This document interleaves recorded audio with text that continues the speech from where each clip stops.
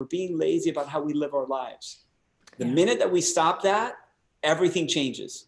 Everything changes. Hey, friends and listeners of the Switch for Good podcast. Yep, that's you. I have some really exciting news. Dotsie and I have started a Switch for Good podcast Facebook group.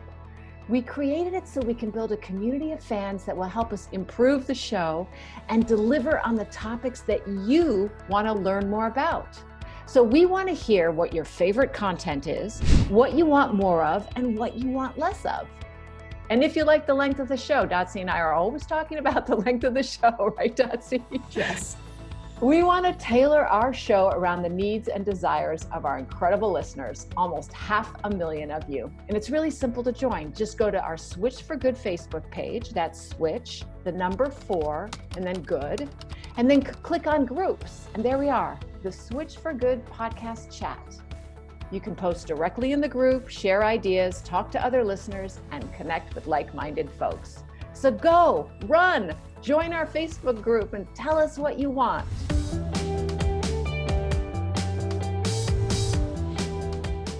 So Dotsie, I made a mistake in a show when we about a few weeks ago, where with Chris Hurway from the documentary Milt, and I didn't realize it was a mistake at the time until I listened to the show, and because Chris was so sensitive about being a Maori and being a native of the country that's now called New Zealand, we learned from our guests, right? And always. I recognized after listening to myself that I need to apologize for saying he was talking about land for the Maori, and I said something like, oh yes, in the United States, we've done the same thing where we gave land to the Native Americans for reservations. Okay. So even as I say it, right? It totally sticks out because we've learned. I was such a colonialist that I said that, and I want to apologize because we, being white Europeans, never gave land to the Native Americans. We stole it from them and then allowed them to live on it now. And so I just want to apologize for that huge faux pas. And I know I've talked about this, but when I was in high school, I don't feel I've learned American history properly. I learned it very much from a white person's point of view. And we both did. That summer after I graduated, I read Bury My Heart at Wounded Knee, which is an amazing book, y'all. It's one of my favorite books. And I was so horrified that I had never learned the story of Native Americans, that I wrote to my high school history teacher and said, why didn't you teach us this? Of course you did. You are awesome. Oh my gosh. And it was back in 82. So he wrote back and he said, yes, we did. Well, we didn't. Oh. And so there I am, a few weeks ago, being my colonialist European white middle-class self. And I just want to apologize for that and say that I'm going to do better next time. And so, Dotsie, that's my moment of vulnerability. I was just going to say that is some solid vulnerability, which gives me the courage to go into continuing to be vulnerable for a moment before we jump into our extraordinary guest. But thank you. Thank you so much. And it bears repeating the name of that book again so that people can write it down, including me. Bury My Heart at Wounded Knee. It was written quite a long time ago in the 70s, I think, but it's a history book. Okay. Bury My Heart at Wounded Knee, yeah. Okay, I'm looking for my next read, so thank you for that. Okay, so we have, as everyone knows, if they clicked on play this podcast, the gorgeous Marco Borges today podcast, and oh my heavens, what an episode. We go into purpose and habits and balance and addiction and the whys of things and building small habits over time. So much to take from this episode, and I would like to catapult this episode into the stratosphere by being vulnerable at the beginning of it. So this is a call out to everyone out there who feels like they might be drinking too much wine, because I'm drinking too much wine. Sauvignon Blanc is my wine of choice, and I have a little bit or a little bit too much every night. Can you be more specific? Yes, I can. It is a glass or two, and it just sort of varies on how delicious the bottle is that I bought. I am not an alcoholic, but I have formed a bad habit. So I would love for those of you who are, driving to work or driving home from work or doing a walk or a run while you're listening to this podcast, if you are drinking too much wine or drinking too much anything, but I personally, it's too much wine. And I think wine is very easy to drink too much of. And you feel like you want to make a bit of a change, I invite you to join me, because we are going to stay on this mission for 22 days. And I would love for you to email me if you have any thoughts on what I'm about to say and how your journey is going if you do decide to join me. So first of all, most importantly, and we learned it on this episode, and you guys are getting ready to hear it, the why, right? And my why is not because I'm drinking too much wine, right? My why and everyone's why needs to be more specific. Okay, I believe I am waking up. I think, Dotsie, just to create, right? not necessarily more specific, but deeper, more meaningful. Thank you. Much better said. My deeper, more meaningful reasons are, I believe that I am waking up cranky and a little sadder, because we know that the kind of that, I guess, structure that unfolds when you're having too much alcohol. On the other, it's a depressant, and so on the other side of that, you can be feel that way. So I don't want to be cranky when I wake up. I would like to be more productive. I think it might be inhibiting some of my productivity, and I would like to be more patient with my husband. So those are my whys, and you create your own whys if you're joining me in this. Secondly, I am putting in the work. And that is an important part, right? It's not going to happen on its own. So put in the work. And really, it's just don't buy any wine. So it's not too much work. But I have learned that one of the habits I enjoy for whatever reason, and I've kind of always been this way, I have like a hand to mouth addiction of some sort. That's why I smoked for 14 years. And so I enjoy a wine glass, and I enjoy something in that wine glass that I'm just sipping throughout my cooking of dinner and my eating of dinner. So that has been replaced with lime sparkling water, which I literally am seriously enjoying just as much, almost just as much, I'll say. So okay, that's the, that's part of the work that has to happen. And the other part of the work is for me to continue with this, right? And stay focused. And then thirdly, something we learn on the podcast today, if you don't like how something is going, look at your habits and rewire them. So I am rewiring as I'm going, right? I'm figuring out, my lime sparkling water, and I'm enjoying that. And then I am getting a high, which is a healthy high in the morning of, I'm not as cranky, and I have a little bit more energy, and I'm more patient with my husband. So I will say this, y'all, you can join me because I'm only 2 days in. So I'm not speaking like, hey, I'm 20 days in, join me, good luck on the first 20, they kind of suck. No, and it's not sucking yet.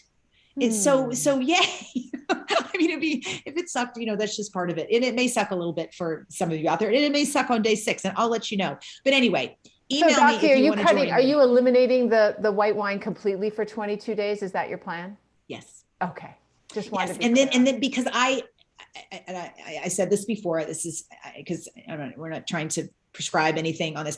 I am not an alcoholic. So my goal is to, just chill it, right? Like cut it out on days that it's not, I enjoy a wonderful glass with my husband when we're at a fancy dinner. And I want to do that. I want to be able to do that. And then, but this every night thing, no, thank you. It's not working. Not so much. It's just, and it just doesn't feel like it's even though we talk about in this podcast, how resilient and reparative our bodies are, it's going to catch up with me. Like I can't keep this up for the other 20 years, right? Like no bueno on that. I just know that. So, okay. All right. Okay. Yay. Dotsie, thank you. Do you want us to check in every episode, or do you want us to check in 4 episodes?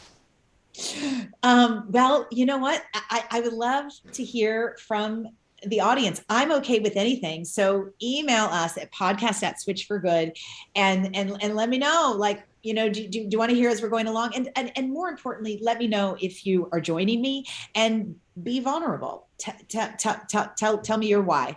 And we may share some of those whys without your name, of course, but that it will inspire others, you know, that have similar whys as I do, or our listeners do.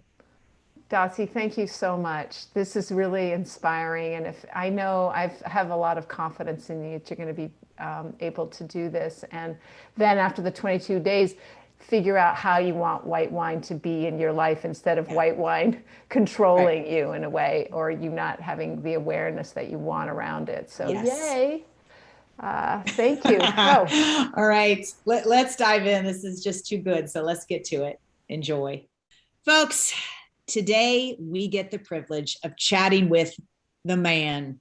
It's what I'm going to call him from here on out on this podcast, and you'll see why. He is a father, an entrepreneur, exercise physiologist, New York Times bestselling author, celebrity nutrition coach, and so much more. He's been featured on major media outlets like Good Morning America and Vogue due to his life-changing work, and is dedicated to helping people live their healthiest lives, all while protecting the planet and animals through a non-judgmental approach. He may sound like a superhero so far. Well, it's because he kind of is. Marco Borges is the author of The 22-Day Revolution, the 22-Day Revolution Cookbook, and the Greenprint, Plant-Based Diet, Best Body, Better World. Many of you may already know him as the man who got Beyonce and Jay-Z to embrace plant-based lifestyles, but his work extends far beyond that. I first got to meet Marco pre-pandemic in New York City, where we both served on a nutrition panel. And I found him to be informative, yet very grounded, with a fierce passion and knowledge of the issues at hand. So let's get to know the man behind the legend. Welcome, Marco, to the Switch for Good podcast. Thank you. Thank you for that beautiful and kind introduction. I appreciate it. I'll take it. You betcha. It's all you, buddy. I didn't make anything up. Thank you. Right before we started taping, we were talking about the opportunity that the pandemic presented. And you shared so much hope that it gave people in terms of kind of being an impetus to changing the way that they're living and eating, and how they're thinking about the world that they want to create for themselves and for future generations. So I want to start there, because I don't know that we've had anyone on this podcast where we really talked about some stories, if you will, on people making really magnificent changes. My dogs are very excited that we're talking about this, so we have this in the background because we're all at home. But I'd love to hear from you some stories, you know, of course, without mentioning some names on people that said, hey, you even said, hey, somebody said, I lost 60 pounds during the pandemic. So, yeah. You know, in the beginning, I think that for the most part, what people saw were really big obstacles, right, in front of them. You can't go to the office. In many states, you couldn't leave your house, and people were asked to really stay within their, you know, personal spaces at home.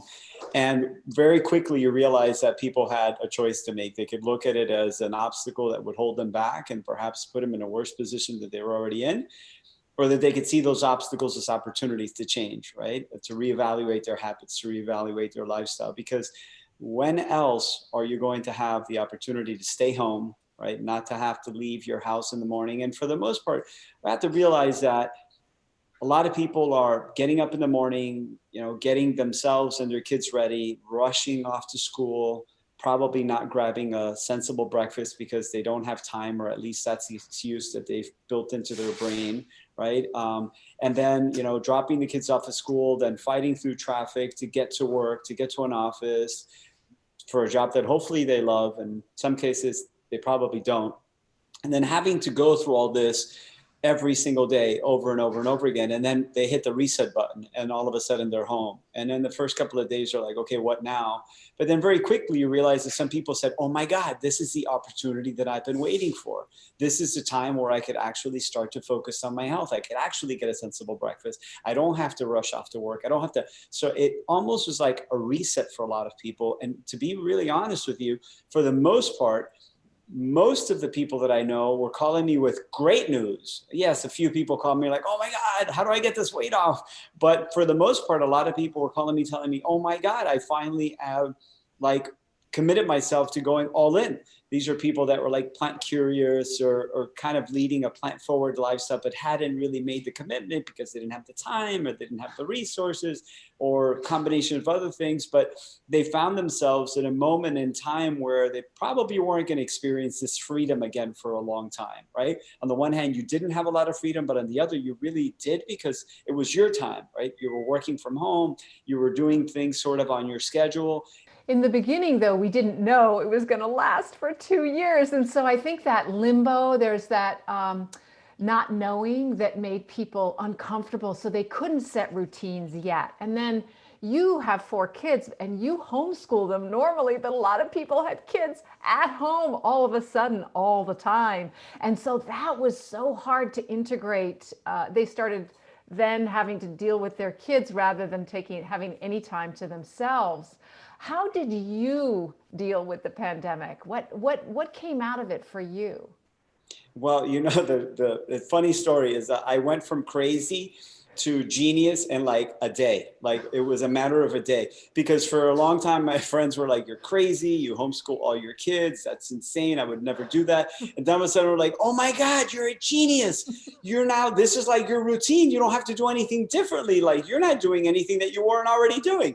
So it was quite funny. The first couple of weeks, it was more calls that were like, okay, how are you doing this? Where do you go? What are the resources you're using? So it's fun to be able to share some of the successes that we've had along the way with the kids, and to be able to share resources with friends and people you love is always a good thing.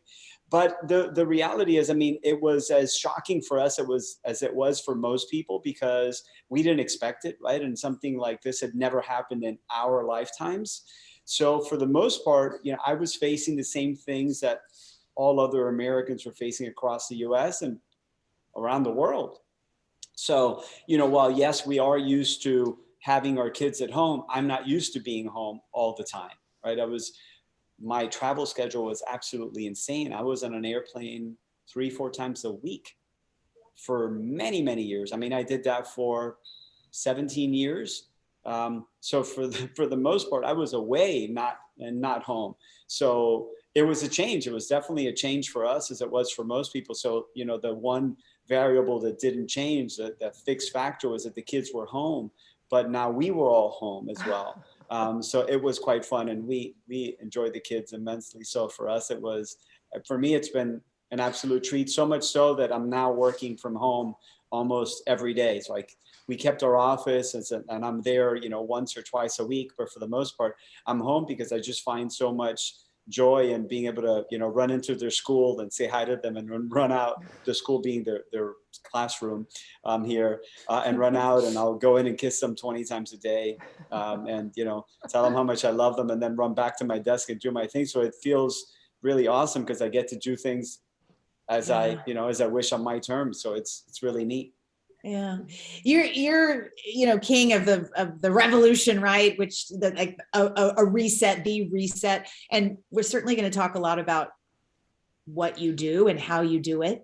But in the pandemic, in the beginning, when you had some friends call and say, "Okay, I'm ready because I feel like I've got some control over my everyday now, as I'm home and I can get food."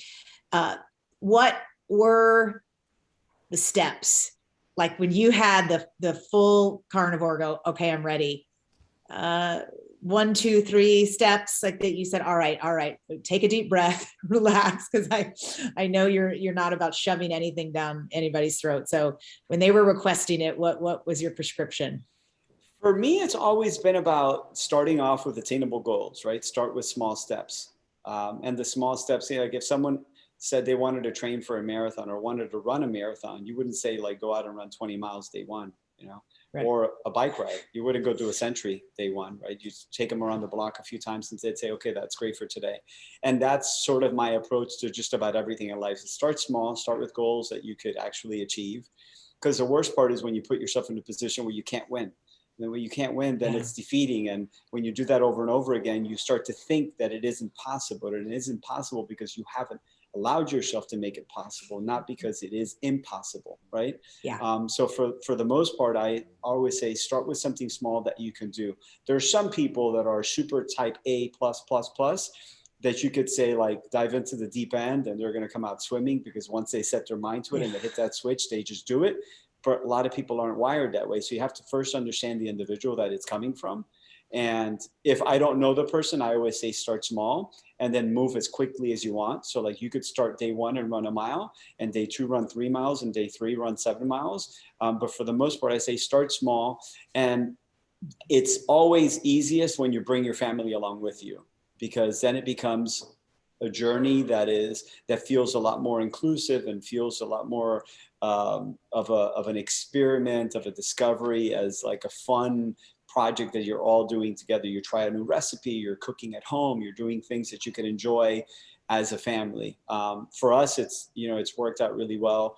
When I decided to go plant-based, my wife said that she'd go with me. And we never looked back. And then we raised, our kids have been born and raised in a 100% plant-based diet. And it's really fun because we all do the same thing. So first step is starting small, set goals that are attainable, bring your family along with you, and understand your why. Understanding the why is really important, because I tell people all the time that I decided to go 100% plant-based for optimum health. I won't lie. I wasn't doing it for altruistic reasons. I wasn't trying to save the planet. I wasn't trying to save any one animal in particular. I just did it because I realized that the writing was on the wall, that the more I leaned towards a plant-based diet, the healthier I was going to be. So I was like, well, I'm leaning all the way in. I'm going 100%. And I did. And then once I did that, I started to question where everything was coming from and how it was brought to my table, right? What was the process? And I couldn't help but to go back in time and wonder where the food was coming from when I wasn't plant-based. So I say that I went plant-based for optimum health, and I stayed plant-based for everything else, for the animals, for the planet, for the impact that it has on other people's lives, and for the collectiveness that it brings to the entire conversation, to the to the movement in general. Yeah. You're a scientist, you're an exercise physiologist, and you really dig into the data, like you said. What was the data that convinced you to go plant-based, that it was the healthiest thing, especially being someone involved in sort of the sports physiology world, where there was so much about protein fed to you literally and figuratively? Yeah, it's funny. I remember you just said that, you brought up the thought, but I'll answer your question in a second. I remember reading a book as a kid when I was in high school that was like how to put on 10 pounds of muscle in like 10 weeks. And it was literally drinking a gallon of milk every single day. Oh boy. Absolute insanity. I would not recommend you trying that, especially that'll grow you some man boobs, not the tofu. Oh my God. And if you want to keep friends, because what it does to your digestive system is crazy. But anyways, what was the thought I was going to go with first? For me, it really was a light bulb moment. There was a lot of things that led up to it, but thinking back, I grew up wanting to be a doctor, and at a very young age, I was the guy that would tell you, I was 6, 7, 8, 9, 10 years old, as far back as I could remember, I'm going to be a doctor. I'm going to be a doctor. And then I found myself, doing biology, pre-med, undergrad work. And I realized that medicine was just too reactive. So my mind was already in a certain place, right? Like I knew medicine was set up, basically it's pharmacology at its finest, right? Like let's figure out what the symptom is, and let's treat the symptom. Let's not treat the underlying cause that's really bringing about that symptom, which to me was really very backwards. But that aside, my mind was already there. And understanding that heart disease is still the #1 killer around the world, and that there's a lot that we could do to affect it through lifestyle, through behavior, et cetera. It always puzzled me that people didn't behave better, right? Whether it was, not smoking or moving more or staying within normal weight, et cetera. And then I, read a study by Dr. Ornish where he proved without a shadow of a doubt that you could actually not just arrest heart disease, but you could prevent it and you could reverse it through the adoption of a plant-based diet. And I was just like, okay, there's nothing else that needs to be said to me. Like, I've seen it all. There is nothing else anyone can tell me, especially knowing that heart disease runs in our family, right? And by heart disease running in our family, I mean that we are a long lineage of carnivores, because that's the only excuse for it. It isn't a genetic sequencing that's being passed down to us. It's habits that are passed down to us that lead us down this path of heart disease and diabetes and dementia and Alzheimer's and strokes and all the things that I saw in my family, right? I saw diabetes, I saw I saw everything from a very young age. And I just thought to myself, why and how? And how do I prevent that? So at a super young age, I was very intrigued by not just these diseases that were plaguing our family, but that plagued a lot of the families that I saw around us in our communities. My parents migrated from Cuba in the 50s. I was born in the US, but I grew up in a very Cuban household. I grew up speaking perfect Spanish. It was my first language. And realizing that the lifestyle that we were living, the lifestyle that we brought from Cuba to the US, and the habits that we were basically instilling in our children were leading us down this path where we thought that, diabetes just happened to run in our family, or heart disease just happened to run in our family. It wasn't that at all. It was the fact that we were passing down these terrible habits. We're eating junk for breakfast, junk for lunch, junk for dinner, and we weren't, talking about movement, and we weren't talking about stress management, and we weren't talking about the importance of all of these other pillars that we know have a lot to do with how well we age. So knowing that there's so much control, there's so many things that you can do on a daily basis, minute by minute, to affect the way you feel every single day and the way you age and how you prevent disease, it was just a no-brainer for me. I literally remember waking up one day and saying, okay, that's it, I'm going 100% plant-based. My wife was like, what? Yeah. Why? I remember telling my mom, I went over for dinner one night and she served me some food. And I said, no, I've decided that I'm going to go 100% plant-based. Okay. And she says to me, why would you do something like that? That's absolutely crazy. You don't need to lose any weight. There's nothing wrong with you. And I says, exactly. I don't want there to be anything wrong with me. And if I don't want there to be anything wrong with me, I have to do this now while I still have a choice. And she just thought I was crazy. But then again, she thought I was crazy when I told her I wasn't going to medical school and I was going to go pursue a career in personal training. I was going to take my degrees in biology and exercise phys and become a trainer. Imagine that, right? Oh my God, we sacrificed so much, left Cuba, came to the US to give you a great life, and now you're going to become a trainer. You could have been a doctor. Oh my goodness. So, for her it was really a shock. But the reality is that, much to her credit, she very quickly embraced the fact that I chose this profession and that I really loved it. And just as quickly, she was like, well, maybe you're not so crazy. Let me see the data. And I just started giving her all the data, just sending everything to her. And I said, Mom, there's a couple of prescription drugs that you probably shouldn't be on that you could probably get off by just switching around a few habits. And so, in the beginning, she was very, reluctant and sort of resistant to any change. And then within a couple of years, she said, okay, I'm going to give it a try. I'm going to try it for a couple of months and I'm going to see how I feel. She never looked back. My brother did the same thing. My sister did the same thing. And a lot of my closest friends did the same thing, because I realized that I was living my best life because of the way that I was living. Not just because, yes, I'm eternally optimistic, but I believe that we have the power to affect change within our lives and within the lives of those that we love. So, yeah, it's so powerful watching someone in action. Not just talking about that they're going to do something, but seeing it in action. So you grew up in this very Cuban household in Miami, and you, as you said, you knew something was awry when so many family members around you became ill, sick, suffering from various diseases. Was there a specific story of a family member, an uncle or a cousin or something that you thought, oh my God, that could literally be me? Not so much it could be me, but just the feeling that I got when I would see, so my mom's mom, my grandmother, we would spend a lot of time with her because my mom was a single parent. So she would drop us off at her house on the weekends, in the afternoon. Sometimes she had a couple of jobs, and we would spend a lot of time with Mima, my grandmother. And every time we'd go to Mima's house, Mima was overweight. She didn't eat a, healthy diet, and she didn't move a lot. But she walked a ton. And I remember that every time we'd go walking with her, she'd have to stop every couple of blocks and, either put a pill in her mouth or wait to catch her breath. And I would ask her, like, when I was old enough to realize what she was doing, I would ask her, what is that? And why do you do that? She said, I suffer from something where I have shortness of breath. She had angina, and she had, pre-heart disease, or already full-blown heart disease at the time. She didn't know it.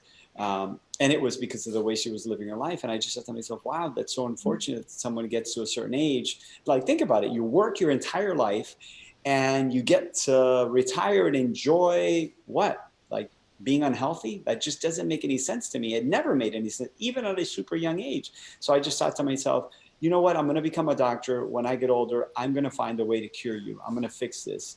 So my promise to myself was to find a way to cure her ailments, everything that ailed her, that were also applicable to a lot of other family members that I had and that I still have.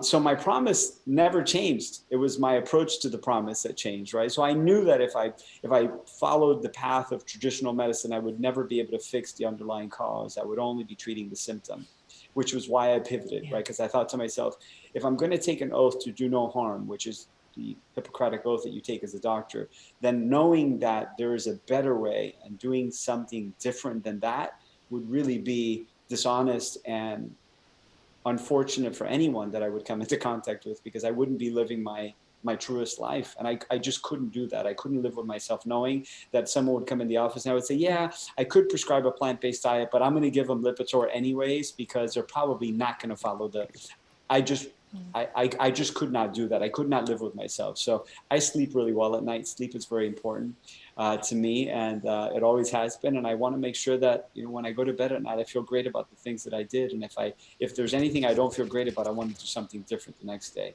And if I'm practicing, Kaizen, which is one of my favorite words, it's a Japanese word for continuous self-improvement.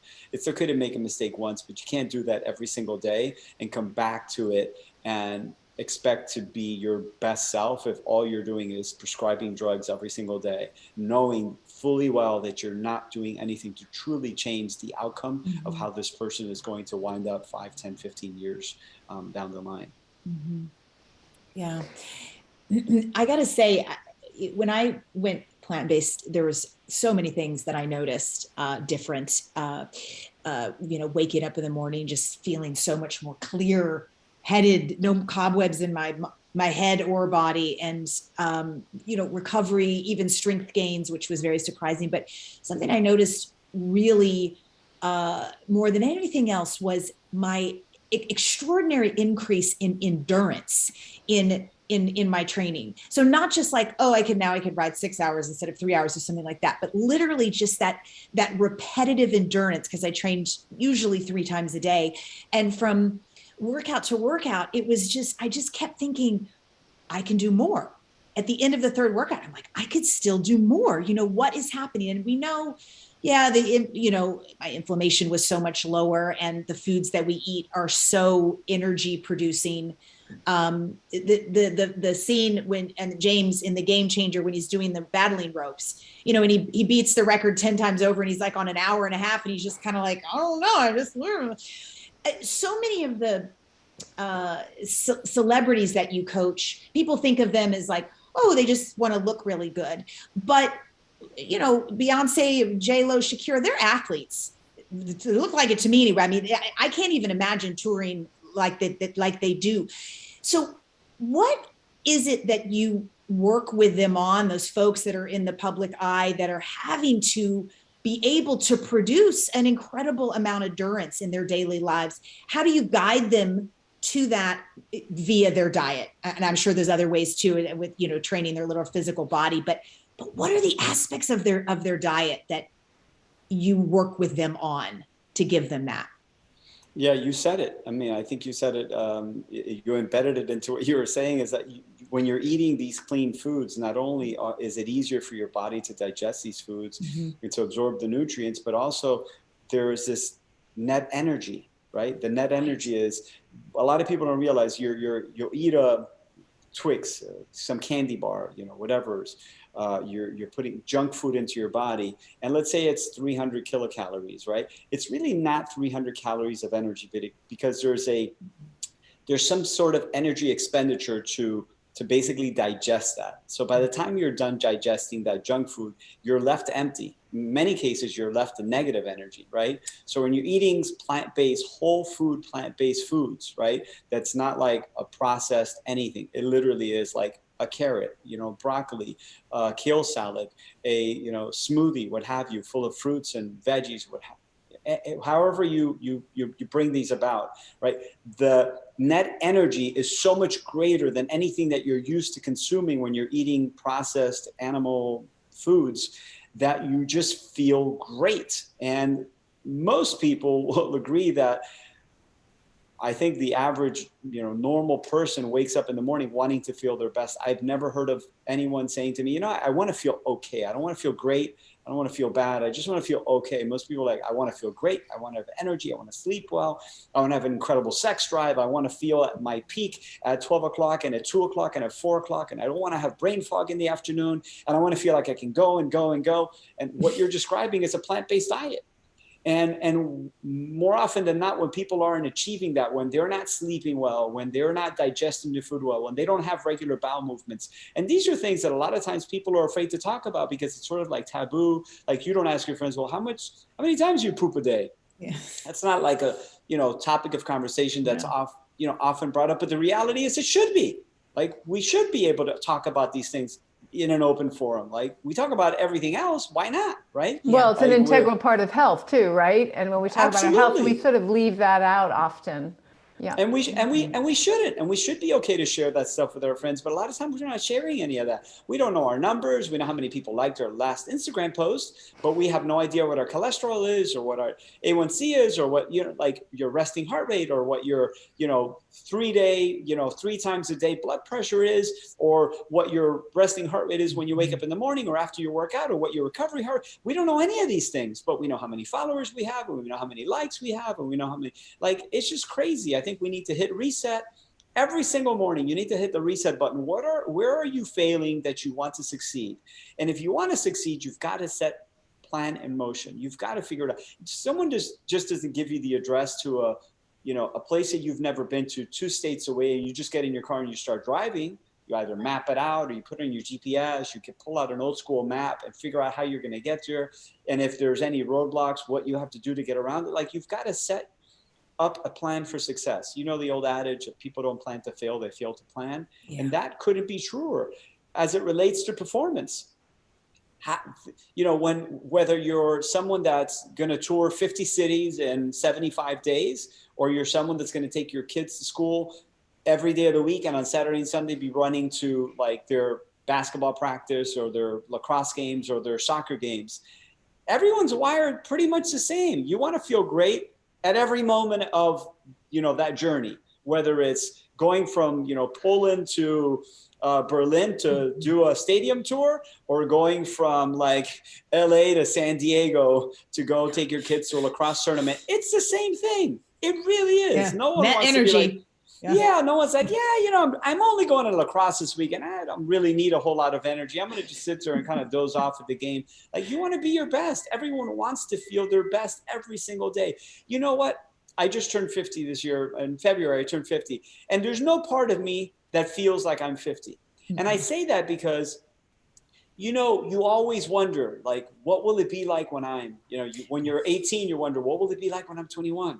Then you're 21, you're like, oh, kind of feel the same. And then you turn 30 and you're like, still feeling the same. And you're 40, I'm like, still feeling the same. That's a really good thing. I've got the same energy I had, 3 days before I turned 50, but also more importantly, when I was 25, I've got the same energy. I sleep the same. I feel the same, knock on wood, because I'm driving. I'm not sitting in the backseat of an Uber that is called my life, letting fast food dictate, or the current medical system dictate where my life goes. I'm in the driver's seat, and I've got a map, and I've got a plan, and I've got, contingencies along the way. Like, if this doesn't do this, then go here. And if then scenarios are already played out. And what you find is that the people that are excelling at the highest level have all of this mapped out. They're not just waking up and saying, oh, I've got 5 minutes before I take the kids to school. Pop-Tart, green smoothie. Yeah. I'll go with the Pop-Tart. It's not, that's not happening by accident. They know before the school, I'm having the smoothie. I'm not doing a smoothie because I got to run out the door. I'll fast. And then what I'm going to do is I'm going to have the juice at this place, or I'm going to have no breakfast. I'm going to do this for lunch. Like, they've got it all mapped out because they know exactly what they want out of their life. And that is, I think, where everyone should be. And a lot of times what happens is that you get into this automated system because our brains are wired for efficiency. And it's human. It's like human behavior. It's biology 101. You come to my house, and the first time you use GPS, and the second time you may use it on like the last 2 minutes of getting here because you're like, was it this street or that street? By the third time, you've got hardwired efficiency in your brain. You don't need anything. You know exactly how to get here. But that works for you can also work against you. You grab that Pop-Tart and you're like, ooh, quick jolt of energy. The next day, you grab it again. The third day, it's a habit.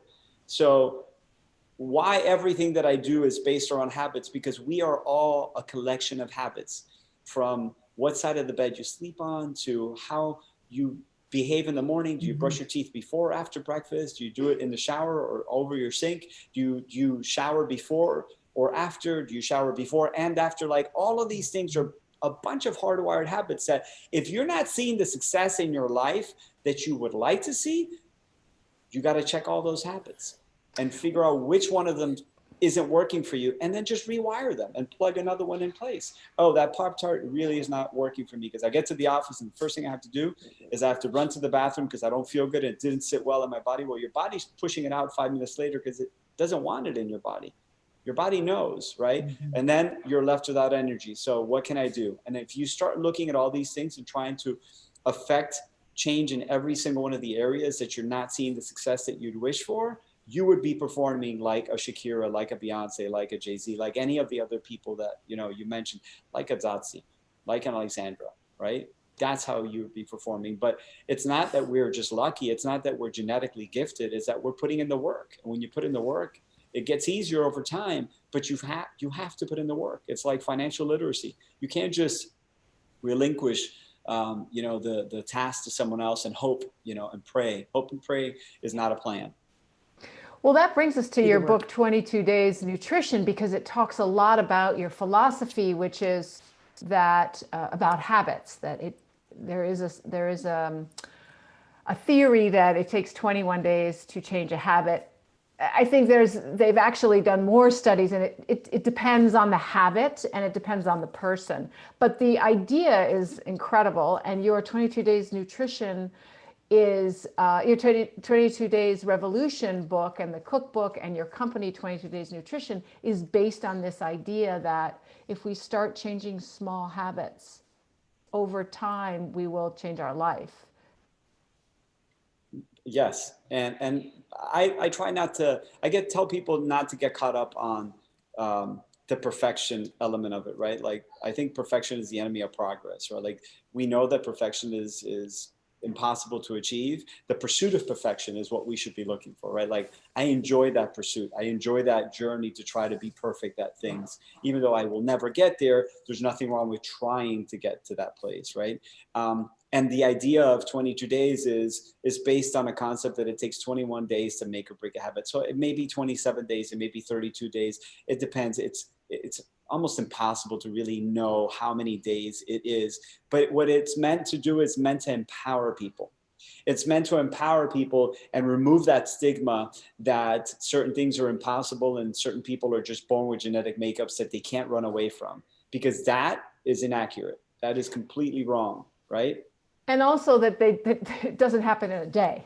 And I think that's also important to know, is that people aren't supposed to switch, that you allow them to have a certain amount of time to get used to it. That's correct. And in your book, The Greenprint, you actually help people do it slowly. but this helped because of the perfectionism. Not only the two things that I see that make people not achieve their goals is one, like you said, they don't plan ahead, and so they fall back into their own habits. And the second one is they bite too much, no pun intended, they bite off too much, more than they can chew, and it becomes overwhelming, and they can't fit it into their life. Yeah, I want to lose 30 pounds for the wedding. Great, when's the wedding? In 2 weeks. Okay, and I'd like $1 billion by next weekend. I mean, like, you have to set yourself up for success. It really starts with something that simple. You didn't just decide that you wanted to become an Olympic athlete, the year of the Olympics. You spent your whole life working towards that. And I think that people need to understand that, and they need to be okay with the fact that you're going to fail and you're going to fall and you dust yourself off. You don't lose, a fight in boxing when you get knocked down. You lose if you stay down, right? So the idea is just dust yourself off and get up and get going again. Some habits are really hard to break, which is why addiction is such a really it's such a complicated and such a difficult thing for so many people to break. By the way, when I say addiction, I don't just mean alcoholism or drug abuse. I mean, food is the most widely abused addiction on this planet. Most people don't realize it because it's not legal. And in many cases, it's celebrated. Right? Like, if you were a recovering alcoholic, your friends would not push alcohol on you. But you could be a diabetic and you go to a party and someone says, oh, come on, that cupcake isn't going to kill you. It actually probably will kill you faster than another drink, right? Because we know there's way more people dying of diabetes and heart disease than of anything else, right? Heart disease is still the #1 killer. And I can't stress that enough, because a lot of times we forget that it's that important, that it's something that really needs to be thought about on a daily basis. If you don't want to be a statistic, you have to act and think differently. And it starts with something as simple as a daily habit, because that's how you get there. You don't just wake up one day and say, I have a friend that we were having a conversation about weight a few weeks ago. And I said, look, no one wakes up and is 100 pounds overweight. It just doesn't happen, right? What happens is you wake up and all of a sudden you go for your physical and you're 3 pounds heavier this year. You're like, it's 3 pounds. It's not a big deal. 3 pounds times 10 years, that's a big deal. 3 pounds times 15 years, that's an even bigger deal. 3 pounds times 20 years, that's a problem. It's called morbid obesity, type 2 diabetes, pre-heart disease, et cetera, et cetera. 1 in 4 diabetics will have some sort of heart condition. So when you really think about it and you break it down for people to understand how important it is for you to take a step in the right direction every single day, every single chance you have the opportunity to do so. And every meal is that opportunity.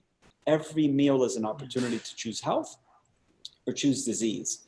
And when you really put it in that, sort of context, it allows people to understand the power that lies within them to be ultimately healthy, to be empowered with all the health that they can, to be empowered with energy, to be empowered with, focus, clarity, lack of disease. For me, it's easier. I don't have kids. I work in a job that is not 9 to 5 that I love, that I have time. I feel like I have the luxury of taking care of myself, and that it must be very hard for so many people, because and you know this, Marco Dotzi, only 3% of Americans follow the 4 basic health rules that the United States government recommends, which is don't smoke, keep your BMI around 25, eat 5 servings of fruits and vegetables a day, and exercise at least 30 minutes a day. Only 3% of Americans, and we're 3 of them. We're 3 of them. Why is it so difficult, do you think, Marco? And what do you feel is the most important thing to change so that people will, I guess, start being part of this 3%, make it larger? A lot of it comes down to assuming responsibility for your actions. And, we could sit here and give all the excuses in the world for why people are where they are, and we wouldn't do a single thing to help anyone. Yeah. So I'm going to go the opposite direction, and I'm going to say that for the most part, people are lazy about their health. Sorry. I hope no one gets offended. I hope there isn't a person out there that gets offended by it. But the reality is we're really lazy as it relates to our health because we want everything done for us. And we live in a culture where we outsource everything. We have our lawns cut for us. We have our cars washed for us. We have our, groceries bagged for us. We have our, anything and everything we could think of, we can have somebody do it for us.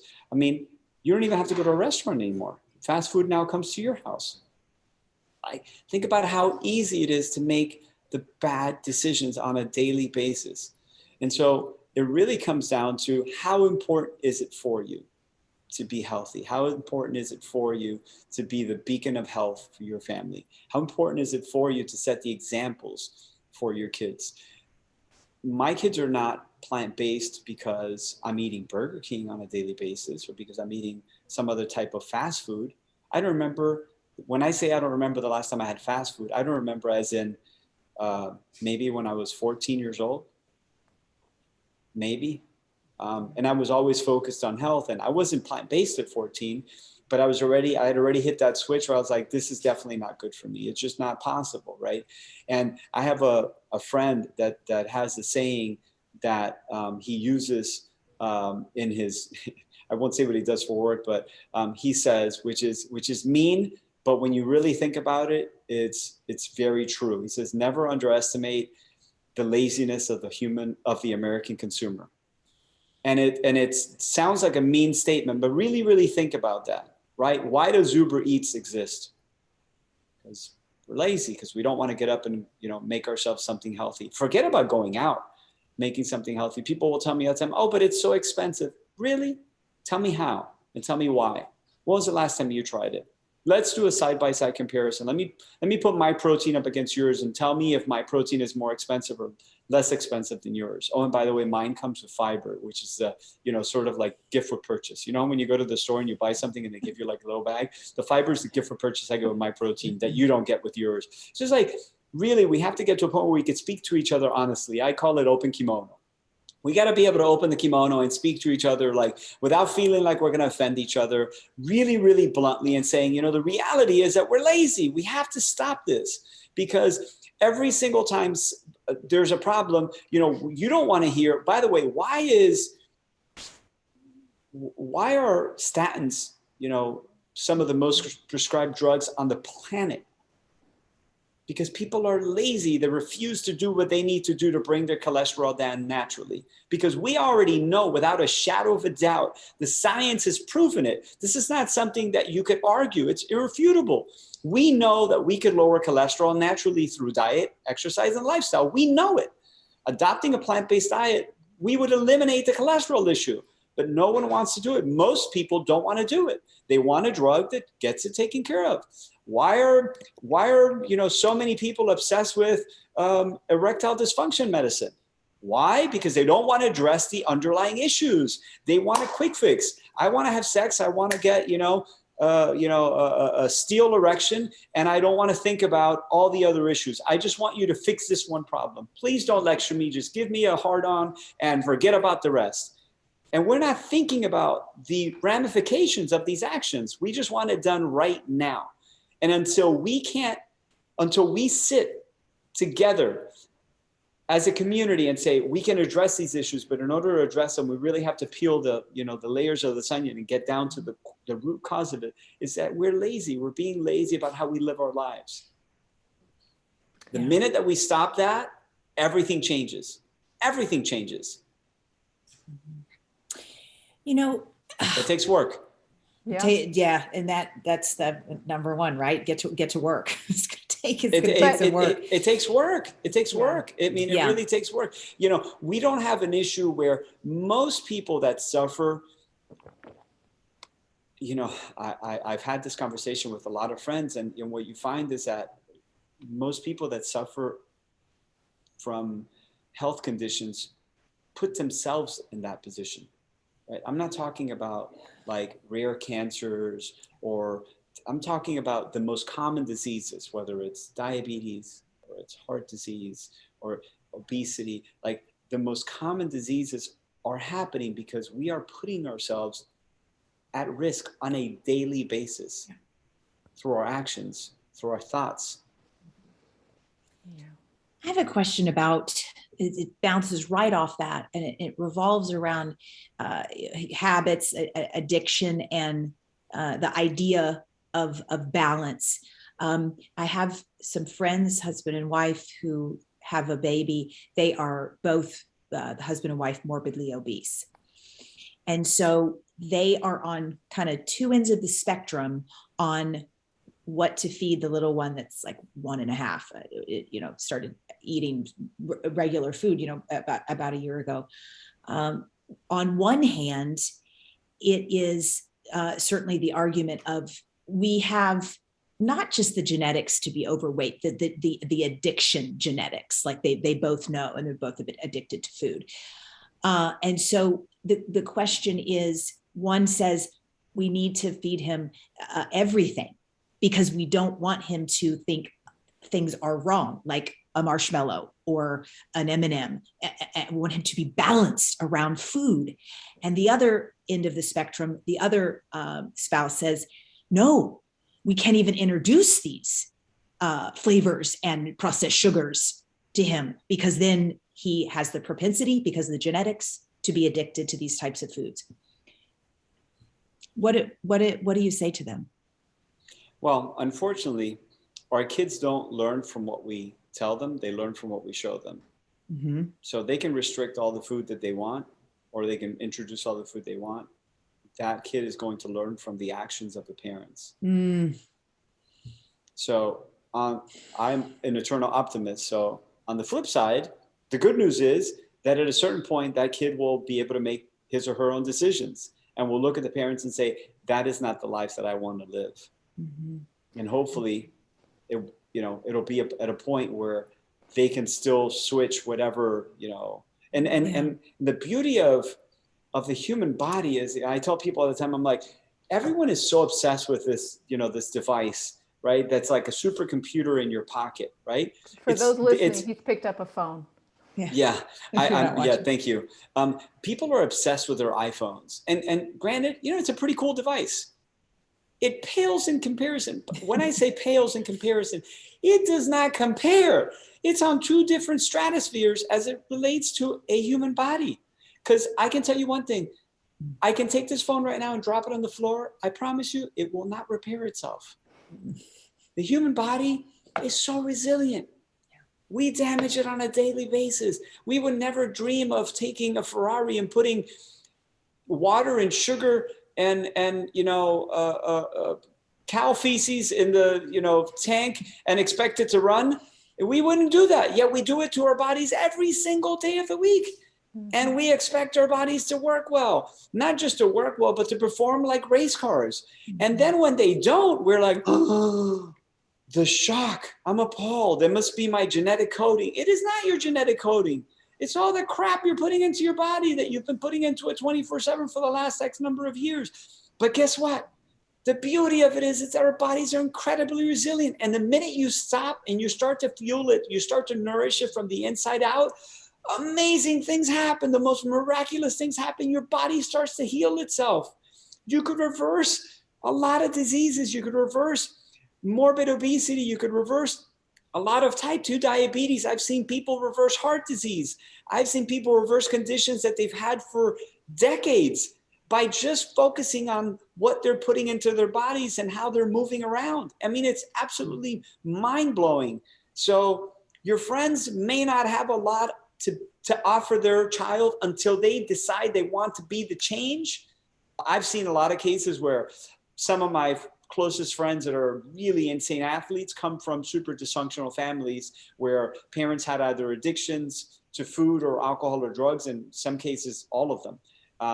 And I have some really close friends that were former addicts that are insane athletes, that they just learn how to channel that, that genetic power into something super positive, right? Like it can be a superpower, or it can be, the exact opposite, right? Like your kryptonite. And if you use it as your superpower and you channel the energy and the behavior into areas where you could excel, the possibilities are endless.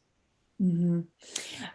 I got to dive into that just a tiny bit more, because people that are listening, because not everyone is wired like the super athlete that came out of the family with like an extraordinary amount of dysfunction. We were talking earlier, you know, how people are wired and they're not all wired. So for this family, in speaking about habits and 21 days and you know, they are in control right now of, they need to be showing their habits to even this 1.5-year-old, but they are in control. So from like an evidence-based scientific perspective, it does seem that you crave what you eat, to me anyway. So do you introduce a lot of processed sugars to a 1.5-year-old if you're hoping that they won't be activating that addiction gene? Or do you say, no, it's just everything, and then they have to watch our habits as they grow older and make their own decisions to be healthy or not?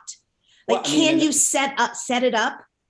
Yeah, you know, in a perfect world, you don't do crack to begin with, right? Like you don't take that first hit of crack, right? Okay. Like that's because a lot of these foods are wired to be crack, right? Yeah. They hit that bliss point. They're wiring that they're form. It's really unfortunate because these scientists are geniuses and they formulate these foods to hit that bliss point. So they have the right amount of sugar, the right amount of salt, the right amount of flavoring, the right amount of artificial everything, the right amount of red 40 and all the other stuff that you don't want to put into your body. That really sets you up for failure, because once you introduce that, you give somebody an Oreo cookie and then you tell them to gnaw on a carrot, and the carrot just doesn't taste the same, right? And when you educate your palate and you understand the importance of eating whole foods and the energy that it gives you, and how it's better to be balanced and to have those, you know, those crazy spikes. But it takes a very educated, you know, person to understand that. You give that to a kid, and of course they're going to choose Twinkies over celery stick. I mean, that just, I mean, it's an unfair battle, right? So I would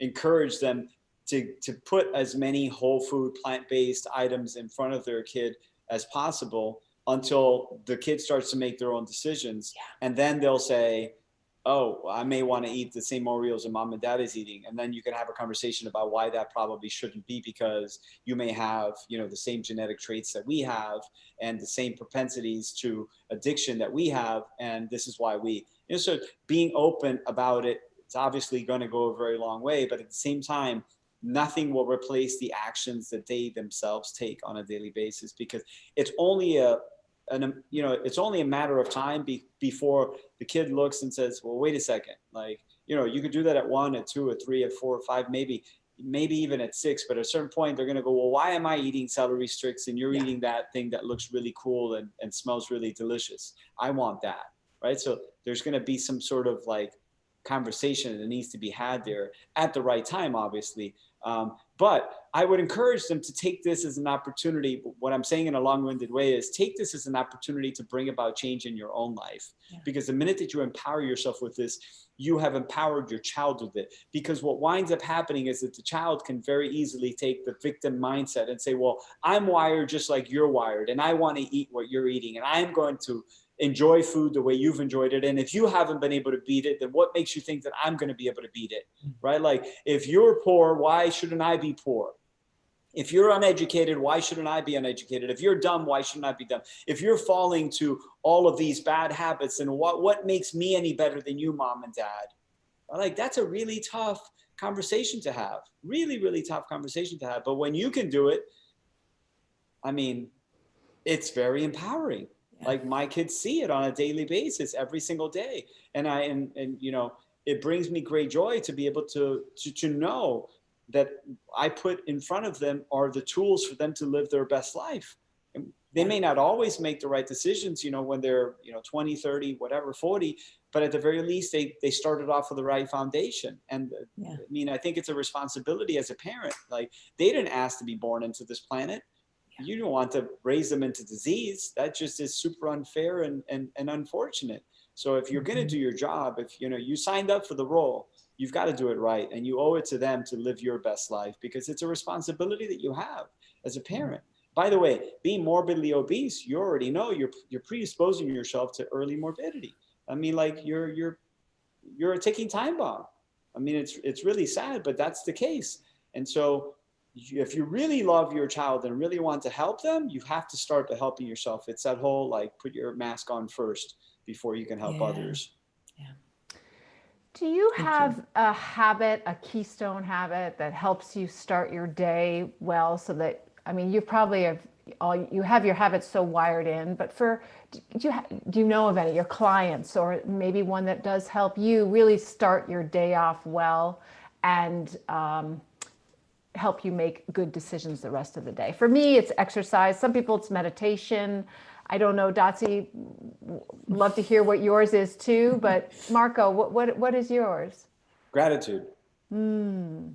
That's my Tell me first, how that. my first thought in the day. I wake up, I typically wake up like this, and I jump out of my bed and I'm like, yes, I get to do this one more time. And it's just, I'm grateful that I'm here, that that I wake up feeling energized and feeling great. And that I get to do it all over again. I really, I mean, it's not, I don't just say it, it's exactly how I feel every single morning. I'm grateful to be able to do it again. And I think about what are the things that I want to do differently, and what I want to do better. And yes, just like you, I wake up, first thing I'll do is I'll have my morning cocktail, which is warm water, or sometimes it's super hot, sometimes it's just warm, with ginger, turmeric, green tea, and some lemon. And then once I finish that, then I'll go work out. Yeah, but it all starts with gratitude, knowing that I'm grateful for the opportunity to be here. So I don't take anything for granted. Yeah, that's like goals right there. That is not the drink that I start the day with, but it happens at some point during the day. So I get some points for that. What are you trying to do better? You seem so incredibly healthy and almost picture perfect to us, to our audience. What are you trying to do better? So many things. I'm trying to figure out a way to do more during the day. It's crazy as it sounds, running my business, but I'm always looking for ways to be able to help more, to be able to spread the message, to be able to empower people, more people. I truly believe that health is happiness. I really, really believe that when people feel their best, they act their best. And I really believe that a healthier planet will lead to a happier planet, which will, in some, sort of a few degrees of will end all of the, needless wars, unnecessary fighting, unnecessary, like you open, I don't watch television. I love movies, but I don't watch the news because it's, so like doomsday, everything is like fear mongering. But I'll read the papers in the morning, when I'm having this drink, I'll read a few papers, and it's like, so-and-so shot, his wife and killed him, himself. And this person shot someone in the street, and then this person did, and it's so much violence. And I really think that it comes from a place of being unhappy. And so many people are addicted to antidepressants and are just really walking around with no purpose, without, when you look at like the wonderful work that Dan Buettner's doing with the blue zones, and you look at one of the keystones of longevity, it's purpose. It's waking up with purpose. And if you wake up with purpose, and if you wake up with a passion, it makes you feel better about your life. It makes you feel better about what you're doing and how you're doing it. And I think that ultimately, if you empower people with tools to be able to live a better life, you'll make them happier, and that will make them treat other people happier. So I'm just trying to continue to figure out ways to get the message to more people, whether it's books or beautiful conversations like this that I'm so grateful to have. But just finding ways to be able to impact more while I'm here. I mean, we're here for such a short period of time, that if you use the time wisely, I think, once is enough. But I'm trying to stretch today. I'm trying to put like 30 hours into one day. And then at the same time, I have 4 kids that I absolutely adore, and I want to spend, every waking moment with them. So again, which is why I found like this really beautiful balance where I'm home a lot now. And I'm literally in and out of the room. I'll walk in, I'll just be like, hey, what's going on? What are you guys up to? What are you looking at? What are you studying? And the minute I get off this call, I'll walk in there now, and I'll go chat with them for a little bit. But yeah, just being more present, being more in the moment with the people that I love, the people that I'm around, and being able to share the message with as many people as possible, because it's too powerful a message to keep to yourself. So whenever I have the opportunity, I want to share it, in a non-judgmental, very, open-minded way. Because I think a lot of times the messaging has a lot to do with how people react to it. So it's like, lean as much as you want. If it's just, green tea in the morning instead of a, latte with whole milk, then great. Take the milk out of the latte and do just, black coffee or green tea. And if you want to do 2 meals a day, fantastic. If you want to do 3 meals a day, even better. And if you want to get your kids to come along for the ride with you, amen. I heard you speak about your company, 22 Days Nutrition, sells protein powders, and you wanted to practice Kaizen with your company. And so you took the plastic container that the protein powder was in, you ditched that because it not being sustainable, and now it's in a recyclable container, or certainly one that's less damaging to the planet. Paper. Yeah. I just thought that was a great story and something that people might not know about you. And that's so cool that you know that, by the way. Kudos it's so to cool you. It's so cool that you took the time to see that. I mean, I love that. Thank you. That's very, very sweet of you. Look, the reality is I'm all kinds of crazy because I go down these paths where I'm always, and I really, really live it. I live and breathe. How can I be better? Mm-hmm. And I just sat there one day thinking to myself, well, wait a second. We're doing all of this good by trying to get people to move towards a plant-based diet. And then we see these recurring customers that are obsessed with our protein, and it's just all these empty plastic containers. I was like, damn, what was I thinking? I was like, oh, well, I could just continue and act as if it's no big deal because everybody else is doing it. Yeah. Or I could be the change that I want to see in others. Yeah. And I'm like, it's never too late to say, like, you know what, I effed up. I should have thought about it a little bit more. This is kind of like the norm in the space. But I pulled myself to a different standard. So I just said, you know what, there has to be another way. And my team was just like, you're crazy. It's going to cost us way more money. Those canisters, we don't pay for them. It's the cost of, basically just, putting the powder in, et cetera, et cetera. And I was like, no, it has to be done. It has to be done. It has to be done. And I pushed, and literally it was like a 6-month process to find this, like, biodegradable paper. It was a little more complicated than I thought it was going to be, but it felt so good because a lot of people didn't notice. Most people didn't say a single thing about it. Some people were like, oh, that's really cool. It's nice of you. But the reality is I didn't do it because I wanted a pat on my back. I did it because it was the right thing to do. And in life, you just have to do the right thing. Whether or not someone's watching, you just have to do the right thing. And we decided we wanted to do the right thing. And we did it. And it's costing me more money. And we're making less money. And it erodes my margins. But it makes me feel so good to make less money because it's the right thing to do. Yeah. And it's what we should all be doing every day. Like, you make a bad decision, it's okay. You're not going to be judged by the mistakes that you make. You'll be judged by how you react to those mistakes. And if you continue to do them, right? Like, people won't judge you or remember you for the thing you did one time. You don't just do one, act of kindness. And then people are like, oh, he was the Dalai Lama. It's what you do over time, right? It's repetition, right? Like, you make one mistake, so what? No big deal. Just fix it. It's how you bounce back from those mistakes, how you bounce back from those challenges, how you look at the obstacles as opportunities, and you take that as a moment in time to be able to reset, to be able to rewire, whether it's a habit or something that you just could have done better, and challenge yourself and say, you know what, I'm going to do it because I can and I should. But again, thank you. I appreciate you noticing that. No, it proved once again that you're a man of good character, great character. Thank you. And that means a lot. And purpose. Yes. Are one of the 22 laws of Greenprint. I haven't memorized all of them, but you mentioned that we do not plan to fail. We fail to plan. Is there one that is centered around purpose? One of the laws? I think so many of them have it rooted in, Kaizen is purpose, right? Yeah. Okay. Perfection is the enemy of progress is really its purpose, right? Like, do you do it because you want to be perfect and you just want that gold medal, or do it because you want to be your best, because you want to show up as your best self every single day?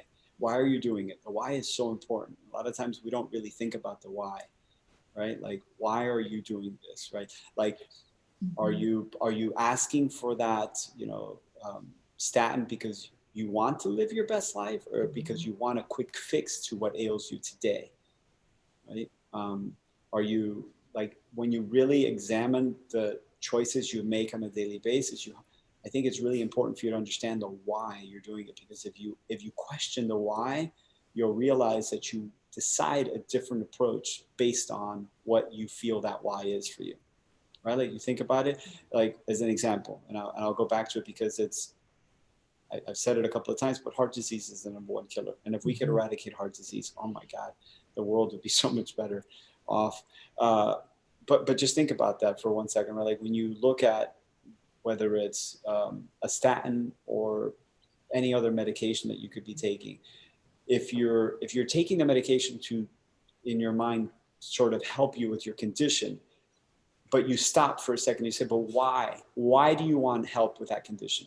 Well, because I don't want to die. Okay, but why don't you want to die? Well, because I want to be alive. Well, why do you want to be alive? Well, I mean, I love my wife. I'm really, married almost 20 years now, with my wife for 26 years. And I adore her. She's my best friend. And I want to be around. I want to be with her. And I'm obsessed with my kids, and I want to be around my kids, and I want to see my kids. Okay, so getting down, peeling all those layers and getting to the real why, then it might change the way you think, to know that by taking this, you're not really treating the underlying cause, you're just masking it. Yeah. This approach would help you achieve that, albeit maybe a longer process, maybe a little bit more time consuming, maybe a little bit more effort, but in the end, a much better result. There's no question. But a lot of times we don't have the time to share that process. And a lot of the doctors don't have the time, the energy, or the skill set to be able to have that conversation, to have as deep a conversation, to have as meaningful a connection with their patient, because they're rushing to try to make ends meet with their practice that used to see 10 patients a day is now seeing 36 patients a day, right? So instead of spending 30 minutes with you, they only have 2 minutes with you, and they're not going to sit and have this, hour-long conversation about how you could be the change that you want to see.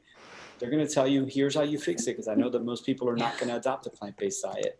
Right. So again, sorry for being so long-winded every time you ask me a question, but it's the only way I know how. I mean, it's like, you really want to affect change, it starts by understanding the why.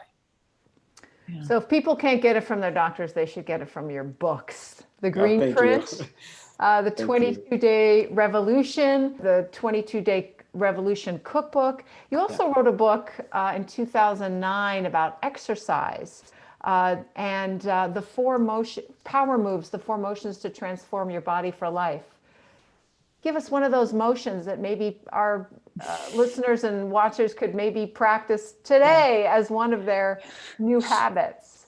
Well, it's really simple. It came down to me having conversations with thousands of people wanting to know what it was that I did, right? Like, people will use not knowing how to work out as an excuse, or not having money for a trainer as an excuse. Well, of course I can't be that. I don't have the money she has. I can't have all the experts she has around her. But the reality is, it doesn't come down to that. So the 4 motions are moving the 4 joints, right? Moving your shoulder, your elbow, your knees, and your hips.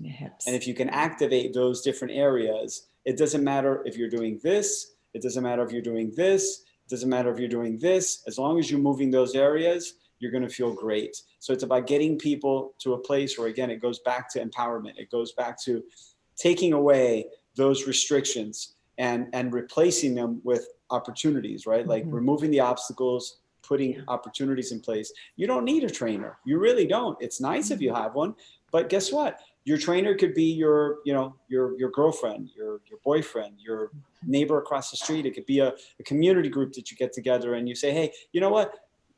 We should all walk in the morning together. Do you want to walk with me? Do you want to walk? Let's all walk and we'll just chat and we'll talk, daily events, weekly news, world news, what have you. And you can create your own little network without needing exercise equipment, without needing an expensive gym membership, without needing an expensive machine in your home. You don't need anything at all except for this beautiful, miraculous body that you've been given, that you've been gifted, right? To be able to stay in your best shape. The most sustainable form of exercise in the world. Do you know what it is? It's walking. Anyone can do it anywhere, anytime. And most of the communities, whether it's looking at the blue zones or looking at high performing, over 50 groups, what you'll find is that most of them love walking. So you could walk, you could sit and stand at home. There's 100 times 10 ways that you can move your body. It's just about moving, right? Like a lot of times people ask me, well, what's your favorite form of cardio? And I say, never mind me. What do you like to do? Yeah. Because if I tell you I love to run, you'll, oh, I hate to run and my back, I'm not going to do anything because you already said running was the best. No, the best form of cardio is the form of cardio you enjoy the most. Why? Because you'll be sustainable. Yeah. People say all the time, oh, I can't run. And I honestly can't run. I mean, a little jogging, but the joints, the hips specifically that you're speaking of, I have just overdone, I guess. And they're just in all sorts of pain when I run. And so when you travel, it's like, that's when I'm pissed that I can't run because it just requires some shoes, right? It's just so easy. So what I've been doing is I love to walk though. Love, love, love it. Even if you don't love it, it's easy when you travel just to take some shoes. And what I've been doing is looking on Google, anywhere you go, wherever you are, unless you're like in Wyoming, you can find a steep hill. You can, they're everywhere. And so that's the thing now when I travel is just wherever the steepest, and I just do serious intervals up and down. And I'm walking, I am not running, but holy smokes, that'll get your heart rate up. So like when there's a will, there's a way, like you're saying. Absolutely. Like, just find it. You find what you need to make it happen. Exactly. Yeah. Exactly. 30 minutes a day, just get out there and you'd be surprised what it does for you. Just, you both know very well. It does something to you. You're like, I don't really have to leave in 30 minutes. I can put in another 5. And you just get, your mindset just changes. Your energy changes, everything. Even if it's a day that like you feel like you have no time whatsoever, just put in 5 minutes, just do something. And you'll feel very quickly your mindset shifts and you're like, wow, they could wait, or I can move something around, because the reality is the time isn't going to find itself. You've got to make the time for it. You've got to make the time. There is never going to be like, I wonder what I'm going to do today. Kids are in school. Everything's done. I've ironed the whole house and food is made for a week. What to do with myself? What to do? It's not going to happen. We know that. So you just got to put it in your calendar. Use that beautiful, device that you're so addicted to and schedule your workouts. Like I literally on my calendar, not that I need it, but on my calendar every single morning, I have blocked out time. Someone just called me this morning. They're like, hey, can I see you on Friday at this time? I was like, sorry, I'm committed to me. I'm working out at that time. He's like, oh, yes. I love it. Most people would change their schedule. I won't change my schedule. Yeah. That's my me time is my most important time of the day. I can't give you the best of me if I can't be the best of me, right? Like, so if I want to be there and present for the meeting, I don't want to skip my workout. I want to get my workout in and then come see you after I feel great about what I've already done.